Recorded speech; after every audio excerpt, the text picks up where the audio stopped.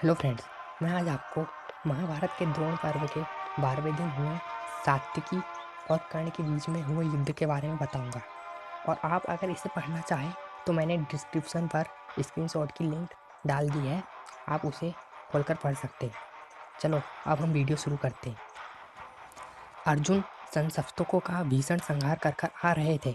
उन्होंने देखा कि द्रोणाचार्य पांडव सेना में भीषण संहार कर रहे हैं। अर्जुन वहां पहुंचे और कौरव योद्धाओं को अपने शस्त्रों की आग में जलाने लगे।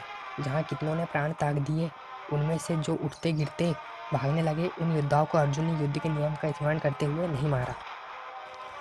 भागते हुए कौरव हाँ कर्ण पुकारने लगे।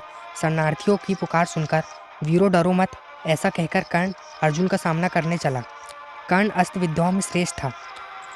उसने उस समय आग्नेयास्त्र प्रकट किया, परंतु अर्जुन ने उसे शांत कर दिया। इस प्रकार कर्ण ने भी अर्जुन के तेजस्वी बाणों को अपने शस्त्र से निवारण कर दिया और बाणों की वर्षा करते हुए सिंहनाद किया। तरफ धृष्टद्युम्न, भीम और सात्यकी भी वहां पहुंचकर कर्ण को अपने बाणों से भीगने लगे। कर्ण ने भी 3 बाणों से उन तीनों वीरों के धनुष काट डाले। तत्पश्चात उन्होंने कर्ण पर शक्तियों का प्रहार करके सिंहों के समान गर्जना की। कर्ण भी 3 बाणों से उन शक्तियों के टुकड़े टुकड़े कर अर्जुन पर बाण बरसाता हुआ गर्जना करने लगा। यह देख अर्जुन ने 7 बाणों से कर्ण को भींकर उसके छोटे भाई को मार डाला। फिर उसके दूसरे भाई शत्रुंजय को भी 6 बाणों से मौत के घाट उतारा।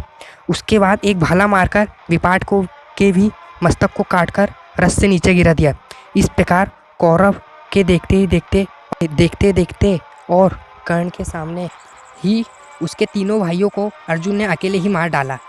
उसके बाद भीमसेन भी अपने रथ से कूद पड़े और तलवार से कर्ण पक्ष के 15 वीरों को मारकर फिर अपने रथ पर चढ़ आए। इसके बाद दूसरा धनुष लेकर उन्होंने कर्ण को 10 तथा उसके सारथी और घोड़ों को 5-5 बाणों से भींग डाला। इसी प्रकार धृष्टद्युम्न भी अपने रथ से उतरकर ढाल तलवार लिए आगे बढ़ा और चंद्रवर्मा तथा निवध देश के राजा को मारकर पुनः रथ पर आ गया। फिर दूसरा धनुष हाथ में ले उसने सिंहनाद करते हुए 73 बाणों से कर्ण को भींग दिया। इसके बाद सात्यकी ने भी दूसरा धनुष उठाया और 64 बाणों से कर्ण को भींकर सिंह के समान गर्जना की। फिर 2 बाणों से उसने कर्ण का धनुष काट दिया और 3 बाणों से उसकी बाहुओं तथा छाती में प्रहार किया। कर्ण सात्यकी रूपी समुद्र में डूब रहा था। उस समय दुर्योधन, द्रोणाचार्य और जयद्रथ ने भी सात्यकी से उसके प्राण की रक्षा की। फिर तो आपकी सेना के सैकड़ों पैदल रथी और हाथी सवार योद्धा कर्ण की रक्षा के लिए दौड़ पड़े। दूसरी ओर धृष्टद्युम्न, भीमसेन, अभिमन्यु, नकुल और सहदेव सात्यकी की रक्षा करने लगे। इस प्रकार वहां समस्त धनुर्धारियों का नाश करने के उद्देश्य से भयानक संग्राम छिड़ गया और दोनों पक्ष के वीरों में प्राणों का मोह छोड़कर युद्ध होने लगा। इतने ही में सूर्य अस्ताचल को जा पहुंचा। तब दोनों ओर की थकी मंदी हुई लहूलुहान सेना एक दूसरे को देखती हुई शिविर की ओर लौट गई। दोस्तों, इनका दूसरी बार भी युद्ध हुआ था। युद्ध के 14वें दिन जयद्रथ तथा भूरिश्रवा की मृत्यु के उपरांत होता है। वह मैं आपको अगले वीडियो में बताऊंगा।